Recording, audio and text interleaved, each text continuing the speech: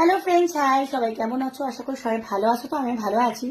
এখন ঘড়ি কাটায় বাজে 5টা। এসেছিলাম রিলস বানাতে, কিন্তু এমন মাথা, দুটো ফোন চার্জে দিয়েছি। স্যামসাং ফোনটা চার্জার অন করেছি, কিন্তু আইফোনের আমি চার্জারটা চার্জে মানে কট ফট সব লাগিয়ে রেখেছি, বাট চার্জারের সুইচ অন করিনি, তো চার্জ হয়নি। এসে দেখছি 15% চার্জ, তো হলোই না তো ভিডিও।